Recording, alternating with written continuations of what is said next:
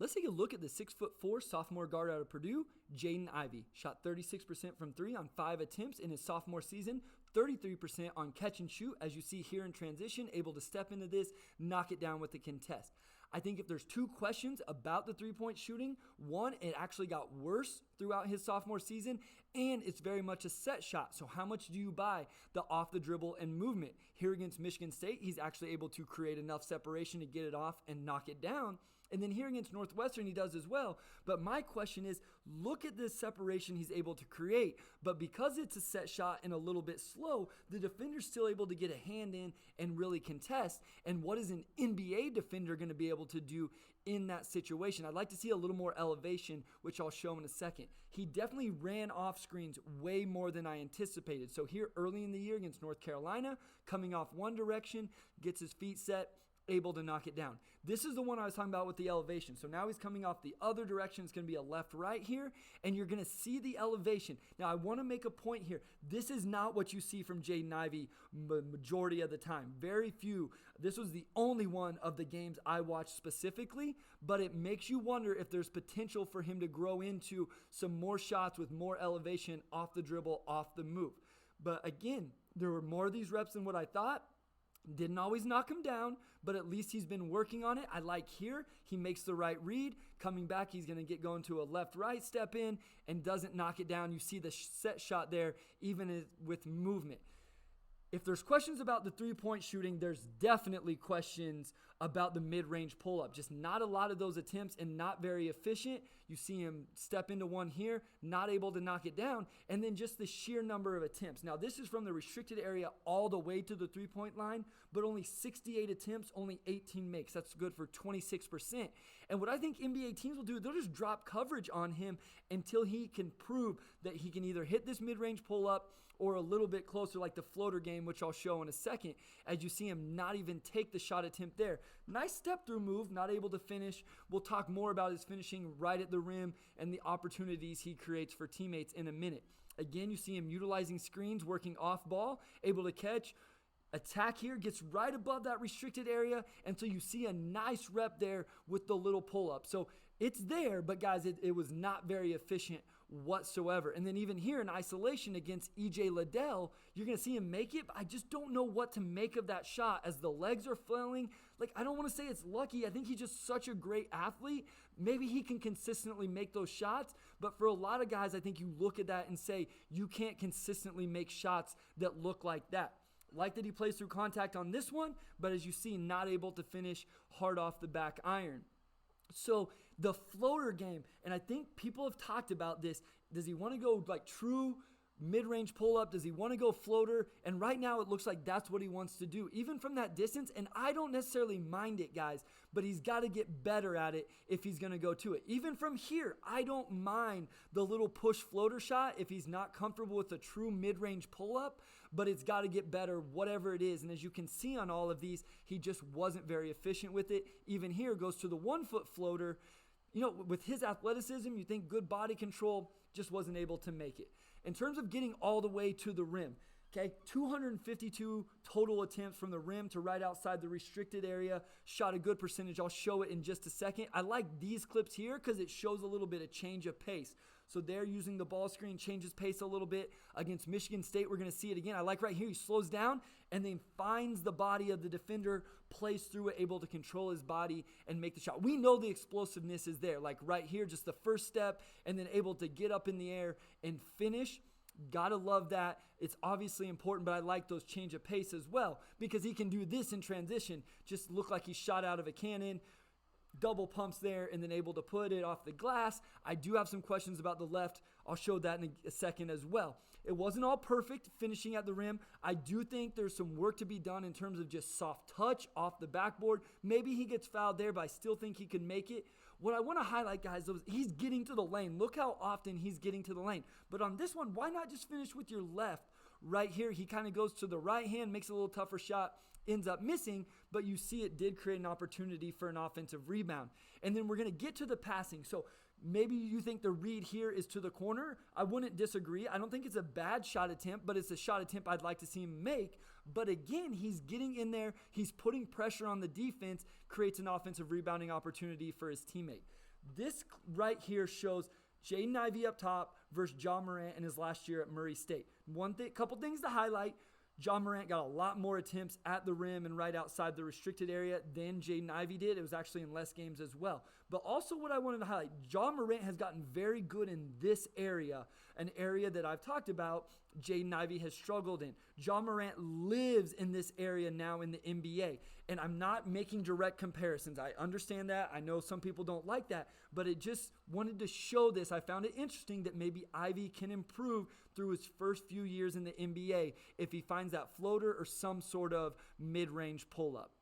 Let's look at his passing now. This is something I thought was better than what I anticipated. Maybe not as good as what everybody wants, but I like this. Just an on-time, on-target pass to Purdue's best shooter, and I think those things are important, is being able to make on-time, on-target passes within the offense. I also thought for the most part he did a good job not forcing things. So here in transition, he's drawn 2 defenders, doesn't force anything to the rim, makes the read to the weak side, finds an open teammate in the corner for a 3. Really liked what he did in terms of just creating opportunities and making the nice, easy read. So again, drives into the lane, forces help, makes the easy read, on-time, on-target pass out to the perimeter. Maybe these aren't super impressive to everybody, but I like his ability to put pressure on a defense. Here he's going to snake the ball screen, gets into the lane, forces 3 defenders essentially now to guard him, which opens up a wide open corner 3 for a teammate. And again, on time and on target with the pass. We haven't got to high level reads. I know that's a big question mark with him, but if you think he's an off-ball player, this stuff may be sufficient enough. As again, he refuses the ball screen, gets into the lane, draws all this attention, finds a wide open teammate in the weak side corner. So I thought he did a really good job putting pressure on the defense and finding teammates that were open. Here in the ball screen, makes the right read. Tag defender stays with the shooter. He finds his big rolling to the basket on this play. Now, it wasn't perfect, guys. I think we all know that.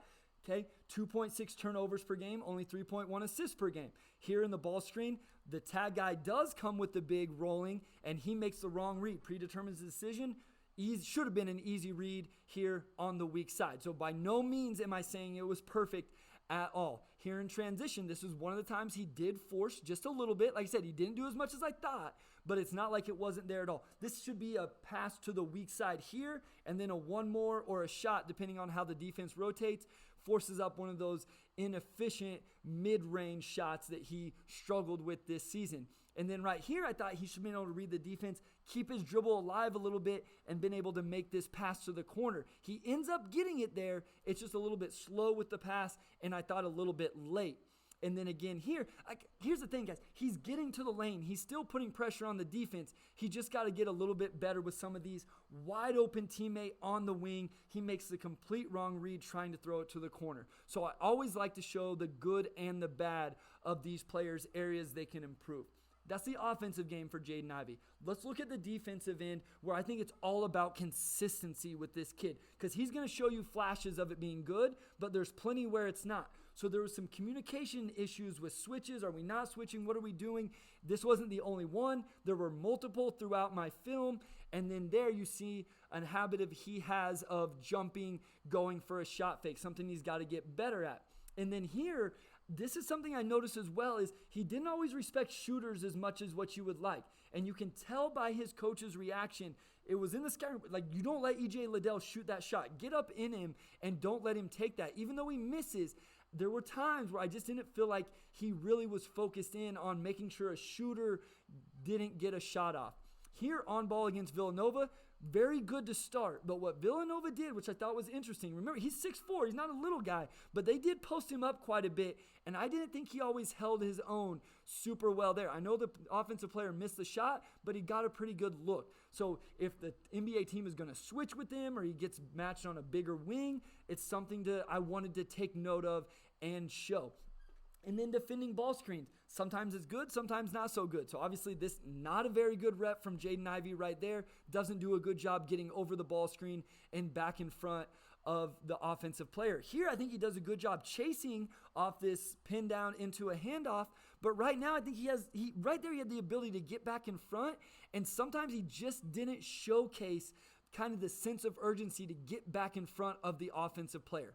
Now, there were enough reps to be encouraging. So here against the ball screen is able to fight over the top a little bit. Still doesn't get that foot over the top, but able to get back in front, cut off the defender. He loves to play in passing lanes. You see it there. And then here against Malachi Branham is able to do a great job staying in front, cutting off the drive. And I even like this. He doesn't come up with the defensive rebound, but he got involved. And then here against Northwestern really gets engaged, kind of pressuring the ball, being aggressive. I just think he could have done more of that, and I didn't see it quite enough. And then there's also the true just kind of isolations where he doesn't stay in front. Here he gets blown by on a straight line drive, forcing help from his teammates, ending up in a wide open shot. And then against Northwestern, we're going to see a peel switch. So great recognition on this one to take here. Peel switch means this guy will now go to his in the corner. Like, there's no reason he gets beat to the rim on this play with his athleticism, and he lets the Northwestern player go by and get a layup. So it can be very frustrating at times watching Jaden Ivey defensively because you know what he can do, but then there's just too many of these, like here against Michigan State, where it's almost like I'm going to let him go by and then try to block the shot. The problem is he barely averaged over half a block a game. It's not something he did extremely well. Off the ball, it's the same thing. So there's some stuff he can bring to the table. I talked about him liking to play in passing lanes. Does it here, gets a steal. I think he can be disruptive. Get opportunities, transition, run out dunks. I just talked about the blocks, barely over half a block a game, but you just see here in transition, like the athleticism, there's some timing there. I think it's something he could do as like a weak side low man, but it's not something you saw consistently. And then here, I love this from Jaden Ivey on Malachi Branham. Chasing him off the staggered screen, fighting through, being physical. I thought that was a great rep from Jaden Ivey. The problem is you just didn't see it enough. And so there's definitely some flaws. Here, he doesn't rotate on the weak side, doesn't get a box out, doesn't even get his hands on the offensive player. And to me, that's Jaden Ivey giving up an offensive rebound. You get in the playoffs, this has been talked a lot about right now. You got to make those rotations and get those checkouts. And then because of his aggressiveness, it puts him in tough spots. He gets out of position. So here, because he kind of gets ball watchy, a little too aggressive, puts him in a tough closeout, allows the offensive player to dribble into the lane. On this one, you see again, he's going to go for the steal, which that's kind of his aggressive mentality, but it puts him out of position to contest the corner three on ball side. So there were enough reps to give me some confidence, like, yeah, maybe he can be good, but then there's plenty that were worrisome. So again, here he's going to go for a steal, which puts him out of position, opens up a driving lane for the offensive player to get into the lane. Even though he misses, an NBA player is normally going to make that shot. And then this final one was maybe the most frustrating. So I thought this first clip, these are going to be a couple minutes apart. He does a good job on the weak side, kind of fighting through these screens, trying to make sure he sees what's going on still. But eventually he's going to get back screened, doesn't do a bad job fighting over the top, but offensive player knocks it down. This is the same game 2 minutes later. And this is where it got frustrating. Like, I wondered if it's focus, is it IQ? The same exact thing happens to him. He gets back screened in the exact same situation, and the offensive player gets an open three and knocks it down. Makes me wonder, which one is it? The highs of him defensively give you some hope, but there's definitely enough lows that give you some concern.